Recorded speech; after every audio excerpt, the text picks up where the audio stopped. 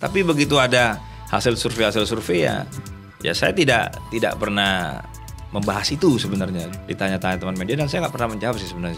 Harusnya yang ditanya tuh yang masang foto sampean itu di... Saya selalu bilang kalau kaya bersama aja. Masyarakat saya berharap kaya semuanya gitu. Tapi luar biasa loh, Madura tuh potensinya banyak banget, termasuk migas di Sumeneb yang juga nggak kalah besar juga ya. Nah itu menjadi yang pertama dan yang akan menjadi berbeda.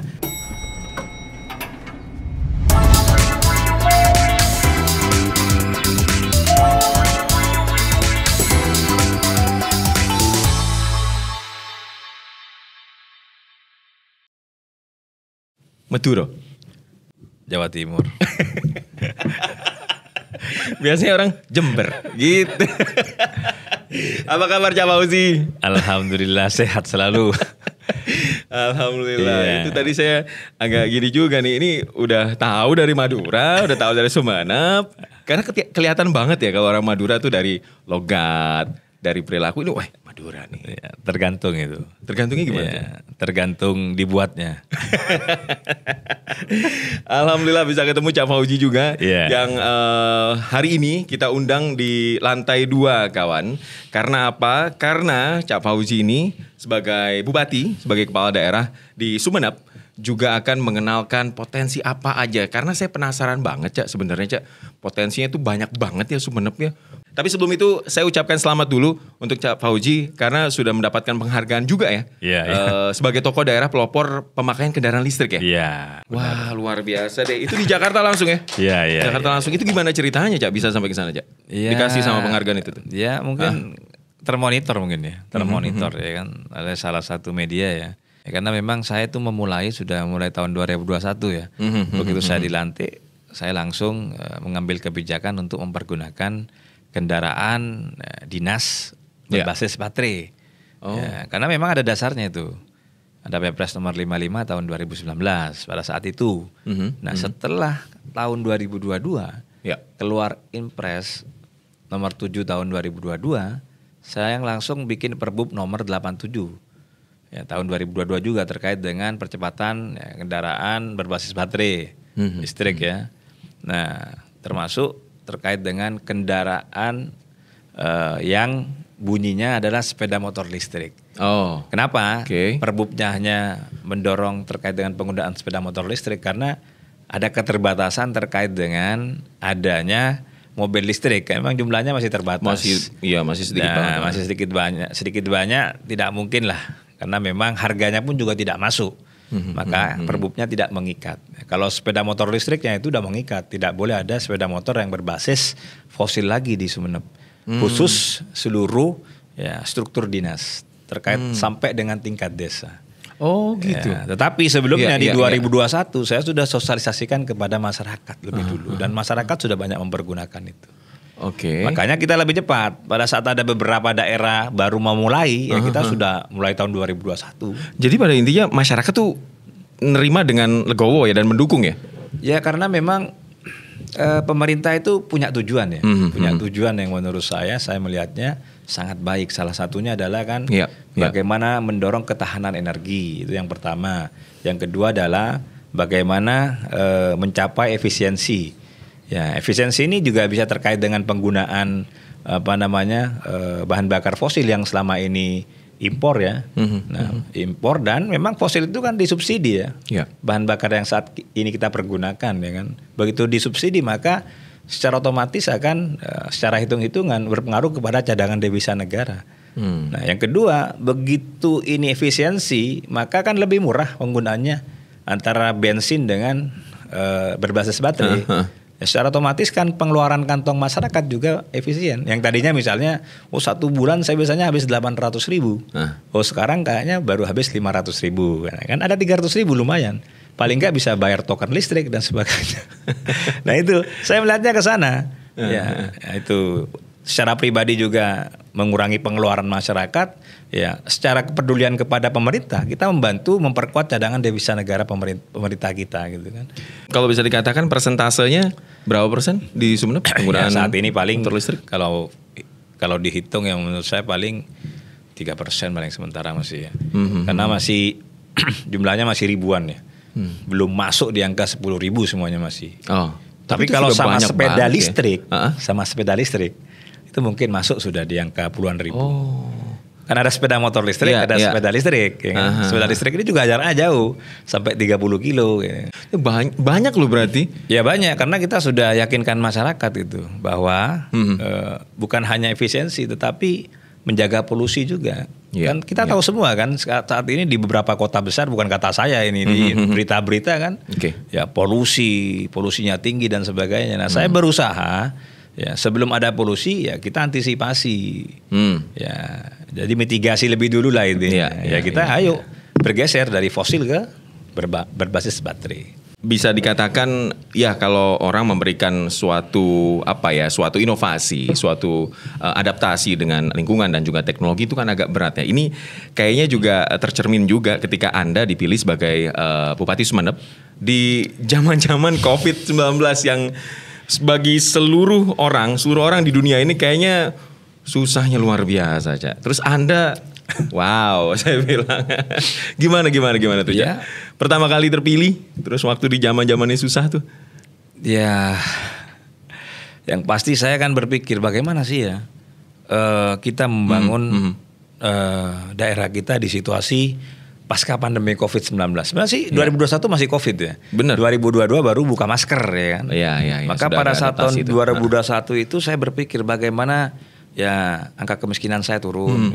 Ya alhamdulillah tadinya di angka 20,55 turun ke 18,76. Nah ini angka penurunannya tertinggi di Jawa Timur, walaupun secara angka masih tinggi nih. Ya, artinya saya harus kerja keras lagi bagaimana mampu menurunkan angka kemiskinan ini tahun 2023 nanti. Bagaimana misalnya pengangguran terbuka kita baik gitu. Dari 2,66 misalnya jadi 1,36 misalnya. Nah itu kita tercapai. Bahkan kita pengangguran terbukanya terendah di Jawa Timur, terbaik. Apa intervensi yang Anda lakukan? Ya tentu salah satunya adalah ini berkaitan dengan bagaimana mendorong pertumbuhan ekonomi yang baik. Begitu pertumbuhan ekonominya naik dengan baik, Gini rasionya pun juga baik. Gini rasio ini kan ketimpangan ya. Benar. Ketimpangan kita ini baik gitu. Di angka 0,266. Nah, ini salah satunya apa? Tentu ada nilai investasi yang naik. Dari 256 miliar di tahun 2021 naik 1.780 miliar di tahun 2022. Wow. Dari 100%, 95%-nya itu adalah sektor UMKM. 5%-nya sektor umum. Kenapa kita dorong sektor UMKM? Karena kita punya potensi wisata. Yeah. Maka di tahun 2021 saya langsung mainkan gelaran kalender event. Tetapi saya ragu pada saat itu. Saya coba mulai bulan Agustus. Ya nanti saya kalau ditegur tinggal ya bubarkan saja. Nah, ya, saya mainkan tuh bulan Agustus sampai akhir tahun. Ya untuk mendorong terkait dengan bagaimana recovery ekonomi itu lebih cepat. 2022, nah kita 2022 itu juga masih ragu gitu karena 2021 sedikit-sedikit tuh. 2022 belum berani. 2022 kita dorong juga mulai Agustus. Itu lebih banyak itu. Kurang lebih mungkin ingat saya 23 event. Iya. Ya. Nah, disitulah saya melihat dampak ada perubahan terkait dengan kunjungan wisata kita. Tadinya 256 juta. Jadi 1 juta 256 ribu. 256 ribu. Ya, naik ke 1.050.000. Jauh ya, 2021 ke 2022. 2023 ini dalam proses. Ya harapan kita memang lebih dari 1.050.000, target kita 2 juta ya. Karena kita sudah melaksanakan kalender event ini dari awal Januari. Kurang lebih 68 event ya, yang reguler dan ada 20 event non reguler. Ini sih paling event lah ya pokoknya. Kalau Cawauzi. Ya karena event kita ini memang melibatkan paling festival deh, UMKM semua. UMKM semua. Ya kan memang wisata itu harus komplit. Ada atraksi, ada amenitas, ada aksesibilitas. Kalau 3 hal ini ada kekuatannya, maka otomatis masyarakat datang. Apa ini juga jadi sebuah contoh atau tindakan dari slogan Soul of Madura itu ya, Cai? Ya, jadi memang sebenarnya The Soul of Madura ini memang kita sudah persiapkan sebelum saya jadi bupati memang. Oh iya? Ya, sebenarnya The Soul of Madura. Jadi kita udah bikin logonya ya. Memang Kok bisa udah disiapin gitu gimana cerita? Cuma kan lagi-lagi kita ketemu COVID 2018. Karena pada saat itu Pak Bupati nyampaikan ke saya wisata agar diatur oleh saya waktu itu. Nah, begitu jalan baru 2 tahun COVID 2019 gitu ya. Nah, akhirnya ya kita ya udah ini mulai dari nol lagi kan gitu ya. Jadi kenapa ada Sumeneb The Soul of Madura ya. Jadi tidak pernah ke Madura kalau belum ke Sumeneb, karena Sumeneb itu jiwanya Madura ya. Kenapa? Kenapa Sumeneb tuh yang melambangkan Soul of Madura? Ya karena kalau dari sisi faktor kesejarahan, Majapahit itu kan didirikan atas andil Arya Wiraraja, Raja Sumeneb yang pertama kali. Begitu Raden Raden Wijaya minta tolong ya, untuk menumbangkan Singosari yang pada saat itu dipimpin oleh Jayakatwang.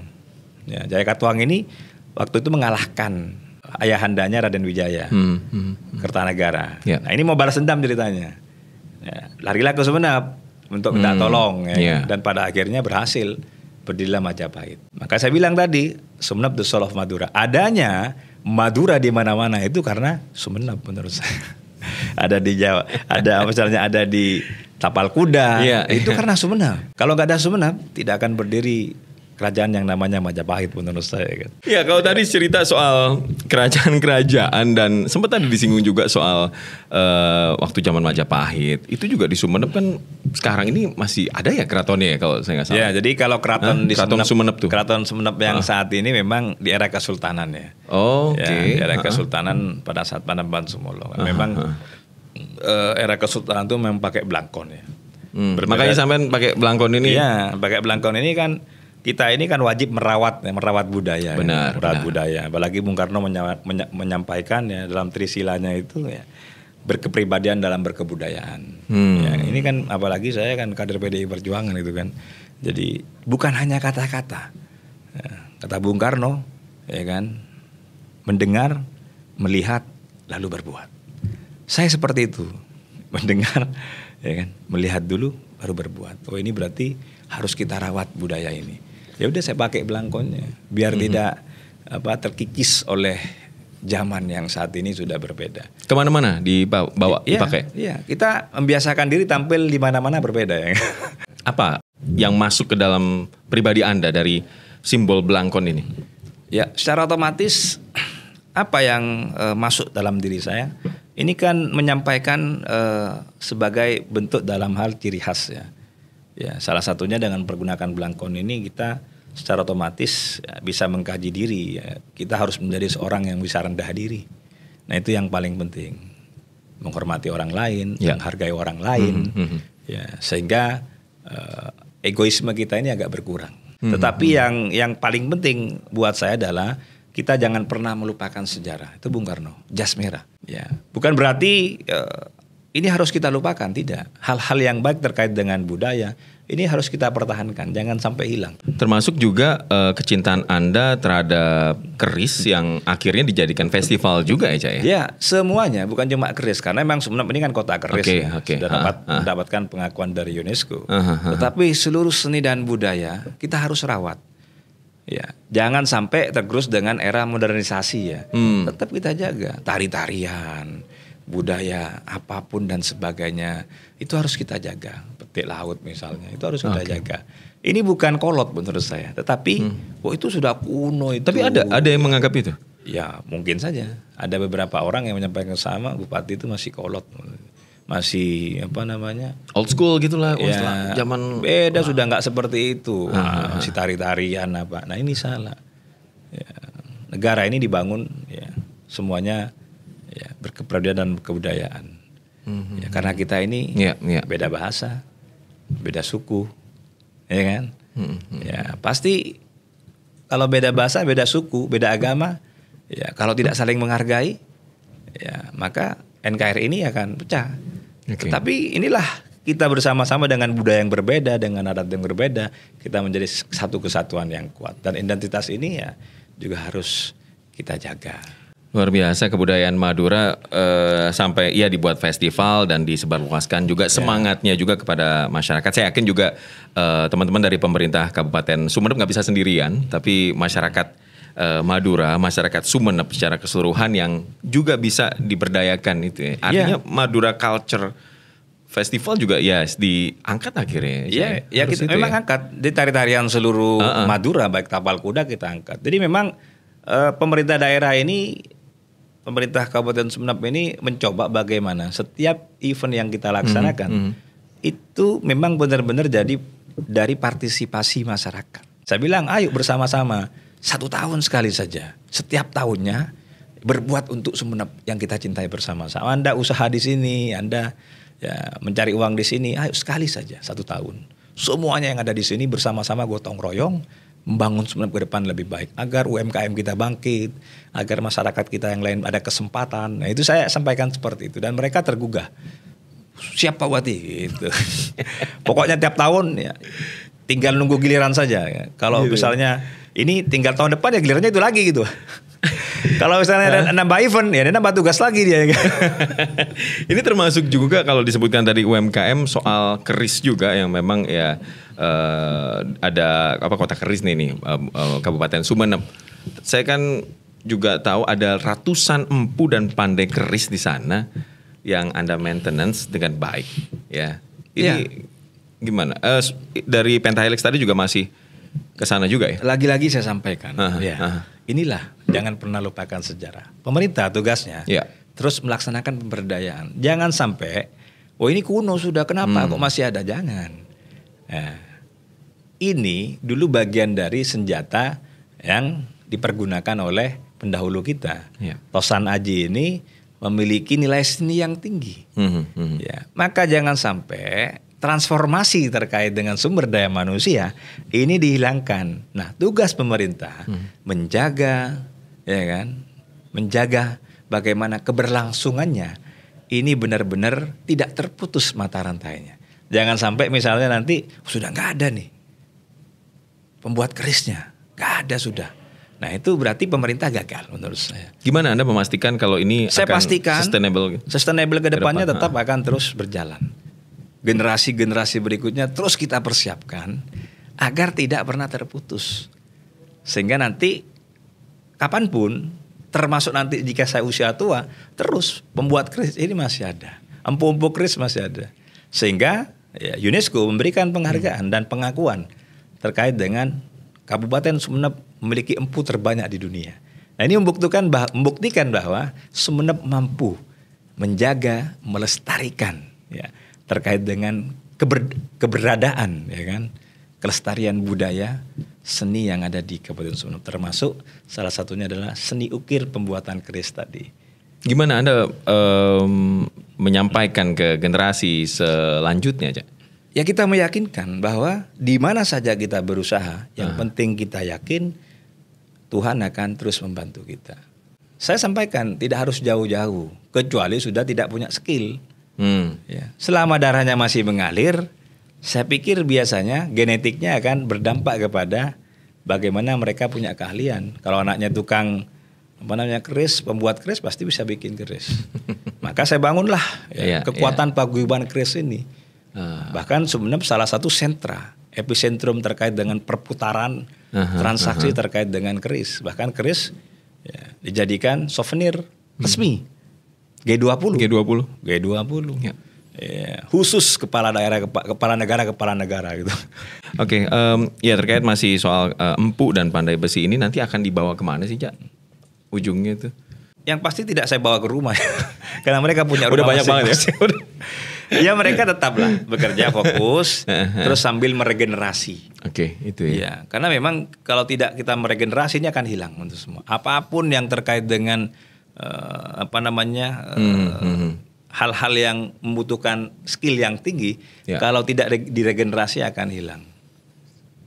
Bahkan harus ada transformasi juga, transformasi keris misalnya, bagaimana pola-pola pembuatan keris kan sudah lebih modern, pakai gerindra, pakai alat modern dan sebagainya itu. Ya, itu nama transformasi. Jadi cara pembuatannya sudah berbeda dengan yang sebelumnya gitu. Yang sebelumnya mungkin alatnya masih terbatas, masih ketok-ketok terus gitu ya. Yang sekarang lebih canggih lagi. Lebih canggih ya. Tanpa meninggalkan sejarah-sejarahnya. gitu. Luar biasa. Tadi udah tuh masalah soal festival, kebudayaan, ekonomi, terus sampai ke keris-keris juga semacamnya. Kayaknya kalau anak muda gimana? Suka banget sama olahraga karena tadi di-mention juga anak muda nih sukanya olahraga. Mau yang motocross, mau yang kasti. Iya memang. Gitu ya? Memang anak muda itu bukan hanya di olahraga saja, di seni pun juga suka menurut saya. Contoh misalnya saat ini Sumeneb salah satu pemilih generasi muda yang sangat muda-muda, yang mereka bisa membatik. Nah, jadi transformasi transformasi batik Sumeneb ini yang terbaru adalah pembatiknya seluruhnya anak muda. Dia usianya muda-muda. Berapa sih usia? Iya bisa sampai umur 20 tahun sampai 25 tahun. 20 tahun membatik gitu? Ya. Wih. Kenapa? Ya, karena kita yakinkan kepada mereka bahwa harus bisa apa saja. Ya, harus bisa apa saja. Selama kamu punya skill, kamu punya bakat, ya dudukkanlah skill itu di situ. Jangan kemana-mana, jangan semuanya jadi pedagang. Yang beli siapa kalau semuanya beli siapa itu? Makanya ya akhirnya anak muda ini bersemangat lah untuk membatik. Bayangkan kalau misalnya semua membatiknya tua-tua, saya berpikir gimana nih generasinya nanti ke depan. Nah saya berpikir sudah memulai bagaimana mencari generasi-generasi yang ke depan untuk kita persiapkan. Nah, setelah saat ini berhasil, banyak pembatik muda di Sumeneb, bahkan batiknya dipakai Presiden Jokowi, kan? Ya menjadi viral gitu kan. Karena Pak Jokowi memakai batik itu bukan sekali, berkali-kali, dan itu jarang dipakai oleh Pak Presiden. Sampai batik ini pakai berkali-kali. Nah itu membuat semangat anak muda kita. Nah cuma satu yang sampaikan ke generasi muda saya itu, apa itu? Jangan jual batik harganya sama dengan yang lain, saya bilang. Gimana? Ya kalau batiknya dijual murah, ya berarti kita memang pangsa pasarnya dari pangsa pasar murah, saya bilang. Banyak yang murah-murah itu sudah. Sudah kita main pangsa pasarnya yang high, saya bilang. Gitu ya. Iya. Bagaimana ya endorse, saya bilang. Endorse yang pakai ini orang-orang terkenal harus, saya bilang. Ya, Putri Indonesia. Presiden tadi termasuk. Ya itu udah level paling tinggi gitu. Top level gitu kan. Ya sebelumnya pakai menteri, pakai direksi-direksi BUMN. Nah itu salah satu cara kita bagaimana mengendorse terkait dengan kita ini batiknya berbeda. Karena kita ini tidak jual batik. Kita ini jual desain. Makanya batik Sumeneb ini dia desainnya berbeda. Dia lukis. Ya, makanya kalau misalnya mau beli batik Sumeneb, kok mahal ya? Kita nggak jual batik, kita jual desainnya gitu. Jadi konsepnya kita bedakan ya. Kalau mau beli batik, saya nggak jual batik, Pak. Saya jual desain ini. Mindsetnya yang di itu ya. Iya. Karena desainnya susah gitu kan. Batiknya ini juga susah gitu kan. Iya. Desainnya aja susah, apalagi ke batiknya gitu kan. Nah itu contoh-contoh yang menurut saya bagaimana generasi muda itu harus berada di mana saja itu.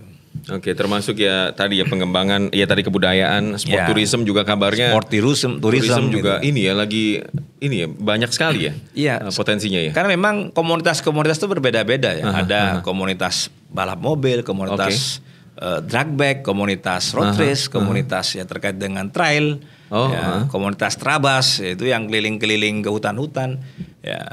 Ya itu memang kita fasilitasi semua, kita berikan komunitas mereka untuk bikin event di Sumeneb. Tujuannya apa? Ya saya sampaikan tadi, lagi-lagi saya berpikir orang datang ke Sumeneb, spending money, makan di Sumeneb, beli apa, oleh-oleh dan sebagainya, UMKM saya tumbuh gitu kan, warung-warung juga tumbuh dan sebagainya, pasti akan berdampak kepada perekonomian di Kabupaten Sumeneb. Iya, termasuk saya kemarin dapat artikel gitu ya, kasti nih, saya cari olahraga di Sumeneb, yang muncul tuh kasti duluan ya. Iya, karena banyak gitu kasti. Ini gimana sih kasti bisa kan melekat sekali olahraga sama tradisional Sumeneb ya. Waktu kita kecil memang olahraganya kasti. Nah, kasti ini dulu menjadi olahraga yang dibangun ya untuk alat silaturahim sebenarnya. Jadi bikin olahraga kasti dan orang banyak yang nonton. Di situ orang bisa ketemu, ngobrol dan sebagainya. Dan memang terkadang juga pada akhirnya namanya menang dan kalah itu pasti terkadang ada yang kekecewaan. Terkadang juga misalnya ada ribut-ribut kecil. Tapi yang intinya adalah olahraga tradisional apapun harus kita jaga dan kita rawat. Itu juga salah satu bagaimana penarik wisatawan juga. Wisatawan disuguhkan dengan olahraga-olahraga yang tidak ada di kabupaten lain menurut saya. Di Sumeneb tetap kita adakan dan masuk di kalender event gitu. Oh, itu bisa dijadikan ikon juga ya, kasti tadi ya, ikon Madura ya. Ya untuk di Madura peminatnya kan banyak ya, penontonnya juga suka, dan itu juga kita masukkan lah salah satu olahraga minat gitu kan. Jadi memang masyarakat suka yang tradisional karena memang waktu kita kecil semuanya main kasti gitu. Sampai main? Main lah, apalagi kalau saya lagi mukul ya, wah itu jauh pukulan saya, jauh ke sungai maksudnya. Oke, euforianya juga luar biasa pasti. Iya. Event apa saja lah. Event apa saja. Karena kita ini harus memberikan ruang seluas-luasnya. Bukan hanya terkait dengan budaya, tapi olahraga kita kasih ruangnya juga kan gitu kan. Iya. Ya, termasuk juga penggiat-penggiat seni. Ya, itu semuanya lah. Termasuk juga terkait dengan hal apapun yang berkaitan dengan event-event yang baru dibuat. Nah itu kita berikan kesempatan kepada mereka. Lebih suka mana? Kasti sama catur, Cak? Ya kalau saya sih karena memang ya Ketua Percasi Jawa Timur ya saya suka catur gitu kan. Kalau nggak suka catur saya nggak mau jadi Ketua Percasi Jawa Timur gitu kan. Karena diminta untuk jadi Ketua Percasi Jawa Timur gitu. Siapa sih yang ngajarin catur dulu? Ya saya diajarin waktu itu sama kakak saya, kakak sepupu gitu kan. Saya liatin apa gitu, kakak sepupu saya mikir ya saya liatin aja. Lama-lama diajarin sama dia, gini main-mainnya. Lama-lama saya kalahin tuh kakak sepupu saya. Ingat banget tuh waktu saya masih SMP ya. Itu belajar strateginya sendiri juga? Iya, belajarnya sendiri juga lah. Otodidak kalau saya, sambil baca-baca buku dulu. Wah, saya coba menganalisa nih, strategi catur ini yang Anda pakai di dunia politik gitu, ada hubungannya gak sih? Percaturan memang ada dua, percaturan papan catur dan percaturan politik gitu. Oh gitu ya? Apa sedikit banyak bermanfaat juga ya? Ya, bisa lah di catur ini mengasah otak ya, olahraga otak. Yang menurut saya bagi siapapun ya harusnya dia bisa main catur ya. Jadi pada saat ada pressure tinggi, pada saat ada tekanan tinggi, atau pada saat harus mengambil keputusan, dia bisa lebih responsif menurut saya. Kenapa? Ya di catur seperti itu. Kalau kita tertekan, kita harus ambil kebijakan dengan waktu. Apa kira-kira langkah yang harus kita lakukan? Nah itulah catur ya seperti itu. Bagaimana mengasah otak kita lebih cepat berpikir. Bahkan berpikir sebelum orang lain berpikir. Ya, bekerja sebelum orang lain bekerja. Berbuat sebelum orang lain berbuat. Dan itu akan menjadi sebuah istimewa. Dan kita harus seperti itu. Jangan sampai orang lain berpikir baru kita berpikir. Kalau saya berpikir sebelum orang lain berpikir. Berbuat sebelum orang lain berbuat. Nah itu menjadi yang pertama. Dan yang akan menjadi berbeda untuk siapapun menurut saya. Dan catur berpikir langkah-langkah yang sangat jauh. Semisal kalau Anda diibaratkan sebagai pion catur, Anda berperan sebagai apa nih, Cak? Saya, ya yang pasti saya seorang pion lah. Ya. Gimana?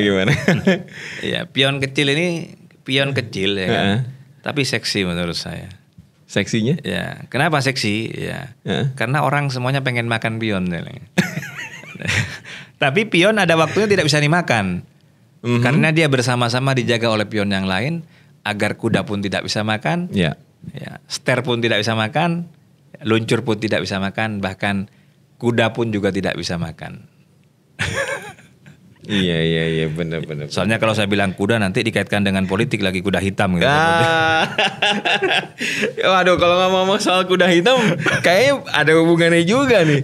Kemarin sih yang itu loh, saya dapat artikel survei gitu ya. Mungkin teman-teman juga ada yang tahu surveinya. Tiba-tiba nama Ahmad Fauzi itu muncul di elektabilitas dari nama-nama yang memang berpotensi menjadi pemimpin di Jawa Timur, Jatim 1. Tiba-tiba nama Anda muncul nih, Cak. Ya itu kadang saya sampaikan ke teman-teman. Ya. Ini yang salah tukang surveinya menurut saya. Karena masukkan saya itu di nama-nama survei. Kalau saya nggak dimasukkan di situ, ya pasti hilang nama saya kan. Ini yang salah tukang surveinya. Enggak, tapi kan ini kan bisa jadi representasi tadi masyarakat yang ingin ingin memunculkan sosok dari wilayah Madura sebagai pemimpin di wilayah Jawa Timur ya.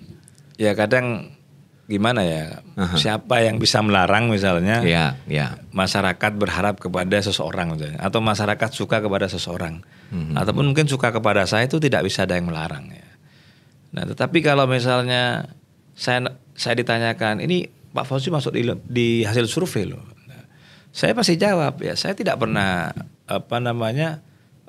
cari lembaga survei untuk mensurvei itu, tidak pernah. Gitu. Nah, sering ditanyakan ke saya gitu, ya saya nggak tahu ya. Namanya saya bupati pasti disurvei lah. Pasti kan bukan cuma saya yang disurvei gitu. Saya ya kalau misalnya ternyata survei saya itu bagus, masuk, ya berarti kan berarti banyak yang kenal sama saya berarti.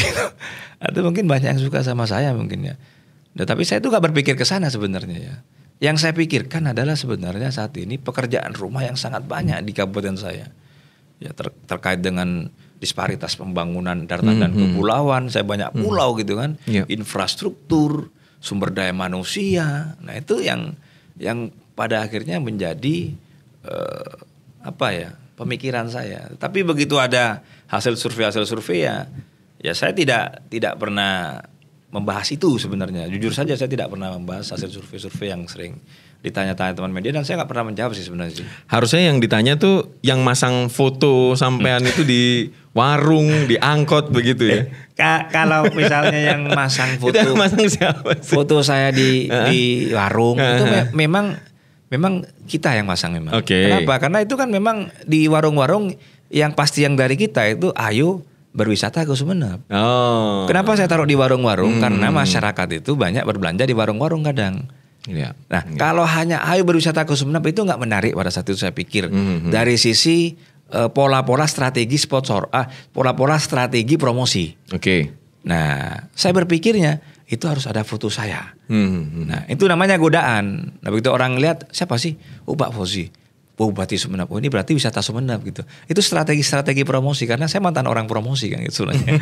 Jadi saya tahu caranya itu sebenarnya. Misalnya taruh di angkot sama saya, ayo berwisata ke Sumeneb. Saya taruh di bis, arah berwisata ke Sumeneb. Dia biar muter-muter se-Jawa Timur gitu. Ya, mungkin teman-teman bisa ketemu di mana, di Wonokromo, mungkin ketemu di Gresik, ketemu di mana. Nah, itu strategi promosi sebenarnya. Ya, termasuk juga di billboard ya kita pasang memang gitu kan. Tapi kalau ada beberapa orang lain memasang dengan bahasa yang lain, itu yang saya juga bingung. Ya, kalau itu saya akui memang kita memang pasang. Itu di angkot-angkot kita pasang terkait dengan ayo berwisata ke Sumeneb. Tapi kalau misalnya kemarin Pak ada Jatim 2024 loh, ngapain? Wong saya udah di Jawa Timur kok masih Jatim 2024. Jadi saya juga bingung tuh bilangnya. Berarti kalau wisata nih kayaknya jadi kerjaan Anda sebagai bupati. Kayaknya ini dulu deh yang dipikirin deh, lebih penting nih kayaknya nih. Ya gini, karena aspek terkait dengan wisata ini juga berdampak terkait dengan hal-hal yang menjadi sebuah indikator tadi. Ya, misalnya terkait angka kemiskinan, pengangguran terbuka, Gini rasio, indeks pembangunan manusia, misalnya kan, nilai investasi, gitu kan, terus tingkat kunjungan wisatawan. Ya, ini menurut saya juga berkaitan dengan itu. Kalau itu semuanya positif, indikator-indikator tadi, maka saya yakin ke depan masyarakat kita akan sejahtera.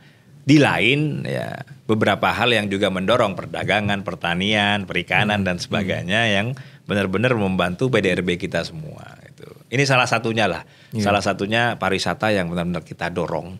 Karena memang kita punya potensi, sayang lah kalau kita nggak dorong potensi ini. Benar, gitu. Termasuk di Gili Iyang, karena memang sekarang itu kan isu polusi lagi tinggi-tingginya nih di Indonesia.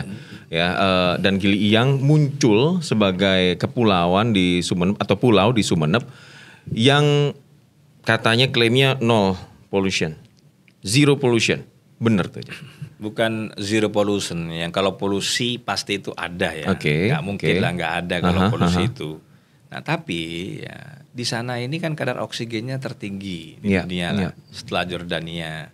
Nah artinya kalau kadar oksigennya tinggi, secara otomatis polusinya kecil. Nah, kenapa saya sampaikan masih belum zero polusi? Karena masih ada beberapa masyarakat kami yang saat ini terus kita edukasi. Kadang mereka masih mempergunakan kayu bakar.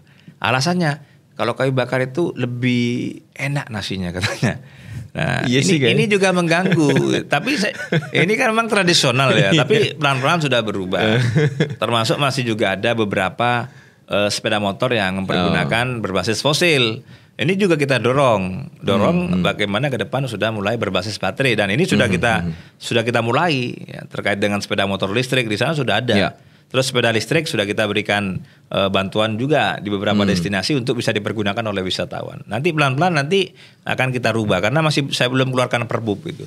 Cuma sosialisasi dulu kalau masyarakat sudah memahami untuk menjaga kadar oksigen di sana, baru kita akan keluarkan perbub untuk masyarakat benar-benar bisa selaras dengan kebijakan yang akan dikeluarkan oleh pemerintah daerah. Wih, luar biasa karena ratusan pulau juga tidak berpenghuni ya, di antara 120. Ada berapa? 80-an yang berpenghuni 126. 126 total tambah ya? 2 kemarin. Jadi okay. 128. Yang berpenghuni 48. Itu masing-masing punya potensinya sendiri-sendiri aja ya? Ya, memang saat ini kalau kita berbicara potensi wisatanya luar biasa. Cuma luar pulau yang paling luar yang terjauh memang saat ini belum kita gerakkan potensinya, tapi pulau-pulau yang terdekat dengan daratan ini sudah mulai kita gerakkan. Nanti ke depan terus akan kita dorong, sudah mulai nih beberapa destinasi wisata di daerah pulau yang sangat jauh seperti di Kangian, itu seperti Pulau Mamburit ini istimewa. Saya baru dengar tuh Mamburit. Ya, Mamburit. Terjauh tuh ya? Ya,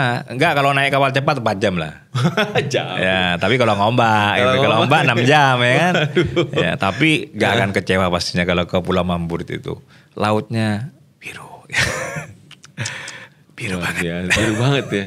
Iya, ikannya kelihatan, ikan nemo-nemo gitu. Oh iya? Iya dong. Dan itu masih banyak yang belum tahu atau gimana, sudah banyak yang sudah mulai banyak ya, mulai kan? banyak, apalagi terumbu karangnya berwarna-warni gitu kan. Pokoknya indah lah, seperti melihat wanita cantik gitu, indah sekali. Gimana cara Anda untuk memberdayakan masyarakat untuk bisa inisiatif muncul dari mereka dan mereka juga menjaga daerahnya ya? Kita sering sampaikan gitu. Apa yang kita lakukan berpengaruh kepada apa yang kita perbuat. Ya, kita bisa melakukan ini, maka saat berbuat ini. Nah, pada saat berbuat hasilnya akan terlihat seperti itu. Dan saya sampaikan, potensi kita miliki. Kalau salah kelola, maka tidak akan menjadi sesuatu yang bermanfaat. Nah, inilah letak kepedulian kita bersama-sama. Saya mendorong pemerintahan desa punya hak penuh untuk membangun perekonomian desa. Kepala desa saya kumpulkan, badan usaha milik desa saya kumpulkan, kamu yang bisa membangun desa ini terkait dengan pertumbuhan sektor ekonomi apapun. Nah, ini yang saya lagi terus dorong. Kalau kamu ada keseriusan, kamu benar-benar fokus, kita juga tidak akan sayang-sayang memperhatikan kamu, memberikan bantuan keuangan kepada desa untuk membangun apapun yang bisa dibangun misalnya.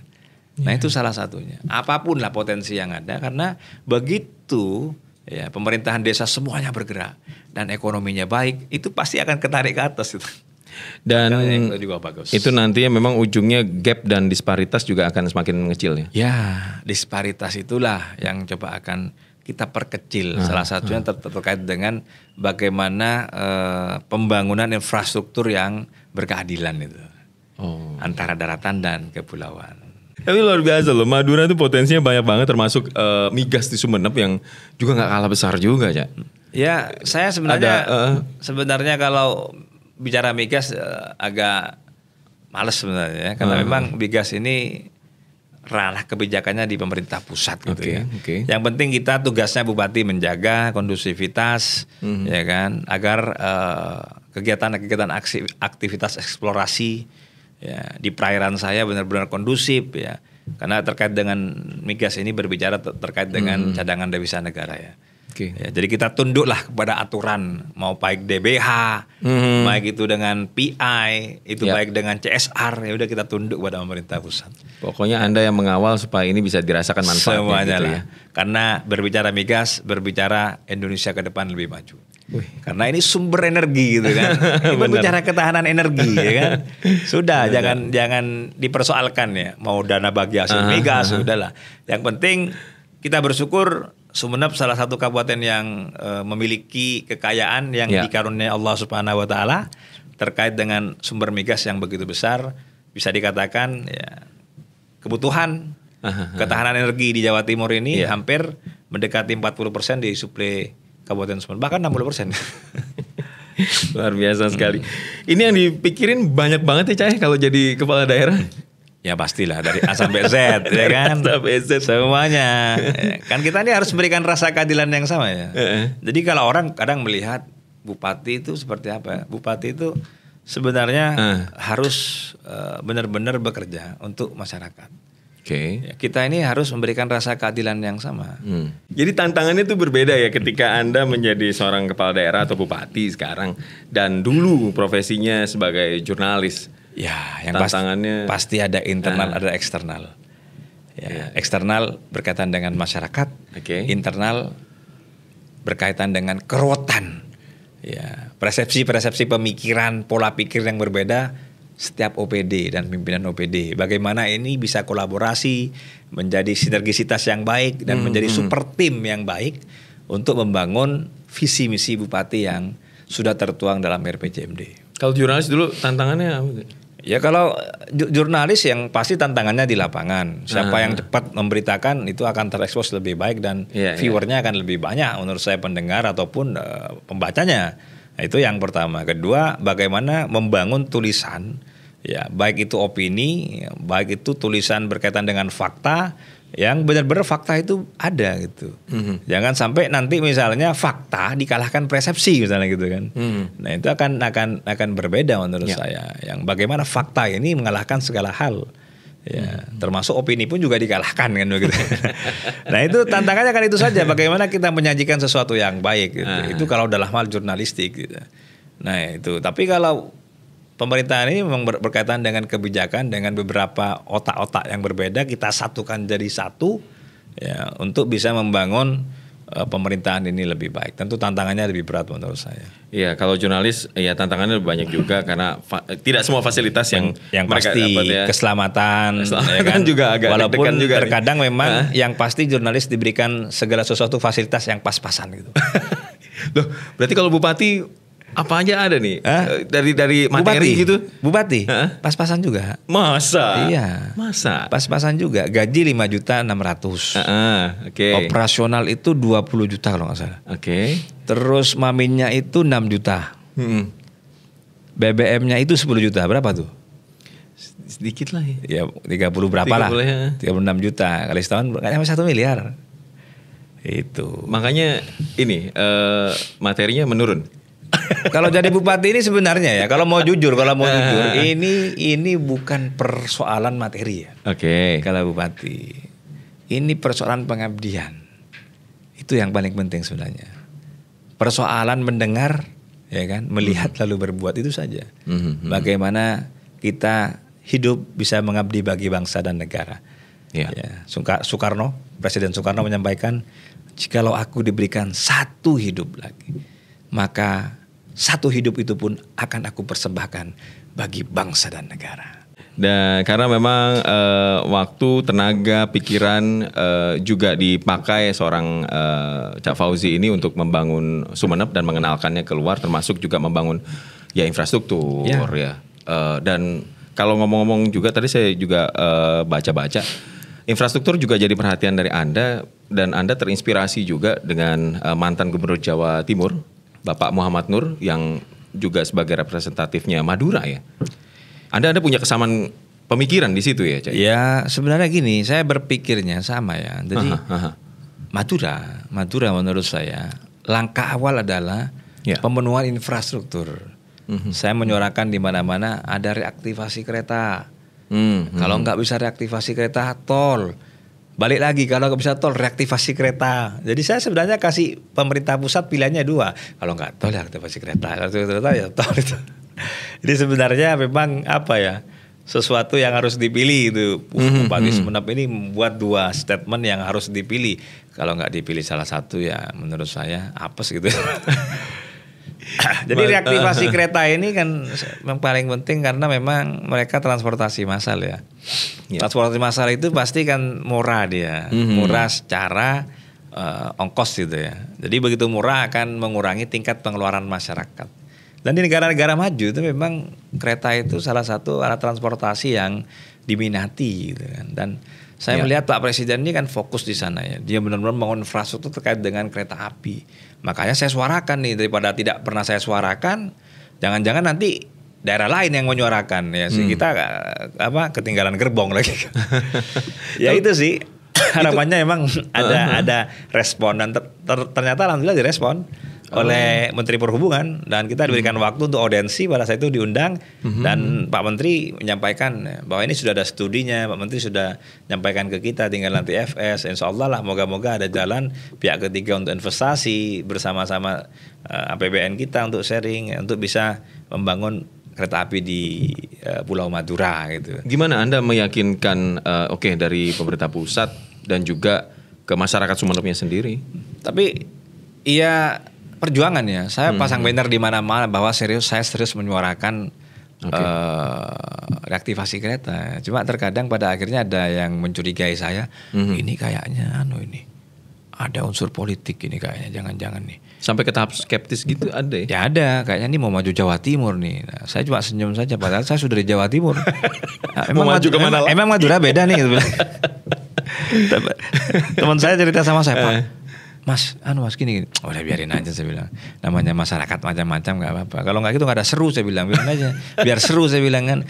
Iya. Yang sebenarnya kalau rame-rame gini kan tadi Mas sampaikan ya, kan memang karena isu-isu aja. Rame akhirnya kan, dan rame gitu kan. Ya udah. Nah itu ada di Perpres nomor 80 tahun 2019 yang menurut saya ini kuat dari landasan terkait dengan bagaimana dasar untuk bisa menjadikan Madura ada reaktivasi kereta menurut saya. Yang penting kita optimis gitu kan. Jadi harus berani menyampaikan sesuatu. Iya. Kalau nggak berani menyampaikan sesuatu ya susah. Ya, kan Bung Karno cuma menyampaikan jika ingin mutiara maka menyelamlah kepada lautan yang paling dalam gitu kan. Jadi ingin mutiara maka menyelamlah ke bawah lautan yang paling dalam. Ya resikonya tinggi memang. Bisa nggak naik lagi ke atas gitu. Tapi kalau pengen ya udah sampaikan aja gitu, daripada dipendem ya kan, patah hati kita kan. Tiba-tiba nanti pembangunan reaktivasi kereta di kabupaten ini, provinsi ini, waduh telat kita ini gitu kan. Patah hati ini kan. Iya, pupus ya kan. Ya level selanjutnya saya mengikuti air mengalir gitu. Gitu ya. Iya, air mengalir sampai jauh ya, di mana dia berhenti saya berhenti. Ya, sebelum air itu tidak berhenti, maka saya tidak akan pernah berhenti. Sama seperti jalannya air. Air selalu masuk kemana saja, mengikuti di mana lubang dia bisa lalui ataupun jalur dia bisa lalui. Yang pasti air tidak akan pernah berhenti untuk masuk kemana-mana saja. Dan yakin Tuhan bersama kita ya? Yang pasti itu, karena saya dari dulu selalu menyampaikan kepada adik-adik saya, ya, saudara-saudara saya, yakinlah bahwa sesungguhnya Tuhan selalu bersama kita setiap detik. Bukan setiap menit, setiap detik. Hanya manusia selalu lupa bahwa Tuhan selalu bersama diri kita semua.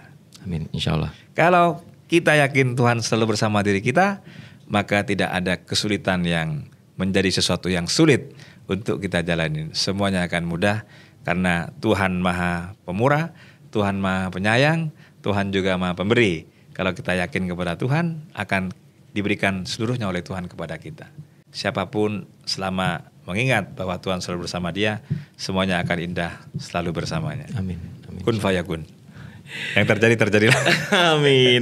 Terima kasih Cak ilmunya, sharingnya, dan tetap semangat untuk mengenalkan Madura ke kancah lebih tinggi lagi, ke level internasional. Ya. Matur nuwun Cak ya. Makasih. Yo.